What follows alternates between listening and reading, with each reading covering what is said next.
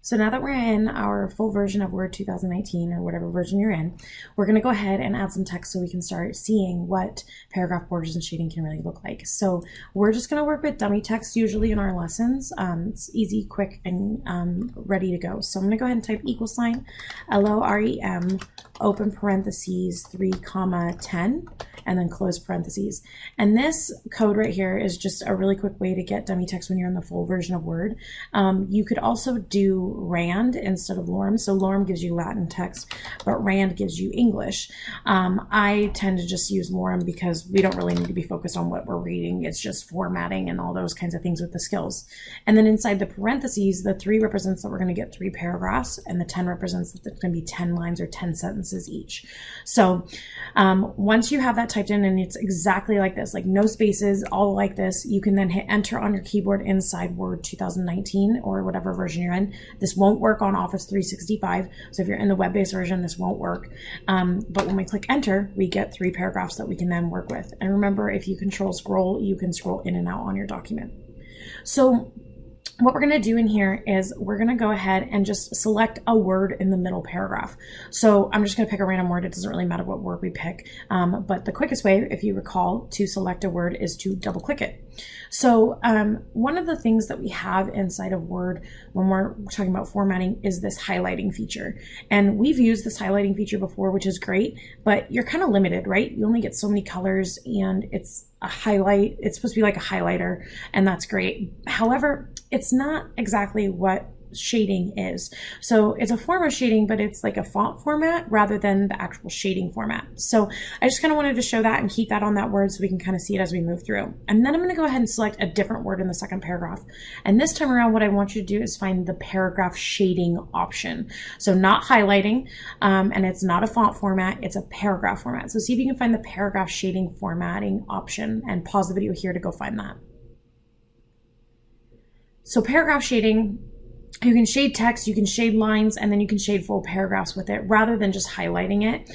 So up here in the paragraph group, there's actually inside of the full version of Word, there's a paint bucket. And when you hover over it, it actually says that this is in fact shading and says it changes the color behind text, paragraphs, even in table cells. So you're going to see this paint bucket pop up, not just here, but in tables as well.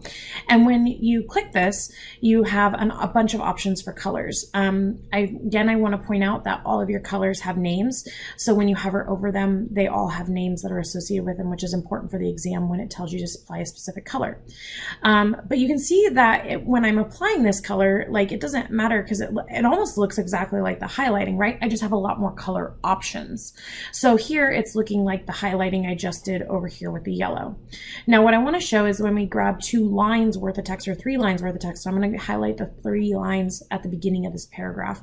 And I'm going to go ahead and apply a different color to these. So I'm going to go hit the shading button. And this time around, I'm going to go ahead and apply a light green so I can see it. And you'll see that when I do that, it overrides the word shading because I had that selected, but it doesn't override the highlight because the highlight is actually a font formatting, not a shading formatting. So it's kind of a weird thing where you have it looking similar, however, they're 2 different things. But what is also important to note is that with this line shading, there's breaks between them, right? So there's these little white lines in between each of the lines for the shading, and then it doesn't go all the way over to the right because this is in fact a left aligned paragraph. If we take this paragraph and we align it to the right, you'll see that all the shading will kind of line up on the right but not on the left. And that's because it's trying to just highlight the lines or shade the lines, but not actually shade all the way across the page.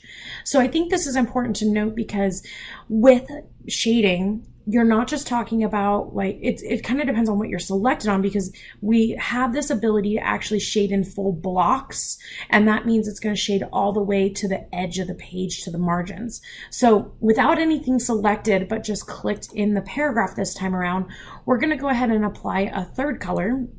So I'm going to go back and apply another blue, and you'll see that when I do that, it actually applies as a full box around the entire paragraph. And even between those green lines, I can see the blue coming through. And it's important to note that you can do this so that it actually looks like fully formatted all the way to the margins and those kinds of things, but I didn't have to have the paragraph selected. And what I also think is important to note is when I go to the end of this paragraph and I hit enter, it travels down with it. So as I begin to type in this new paragraph, doesn't really matter what it is, right? I have this shading option. So I challenge you real quick, how would you get rid of that shading option on this new paragraph that we just created? So pause the video here and see if you can do that.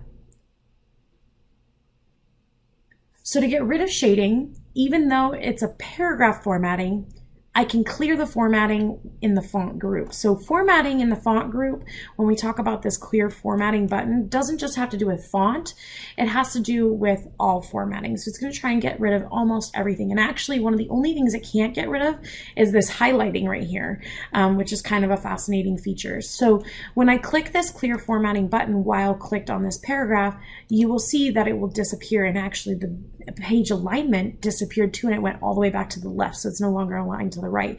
So that formatting feature, the clear formatting feature, is going to give you more options than just the font options. But that is how you would format and shade different lines of text, words, and then paragraphs all together. And then our document is saving the background, so you can see that it's saved. So we are ready to go for the next lesson.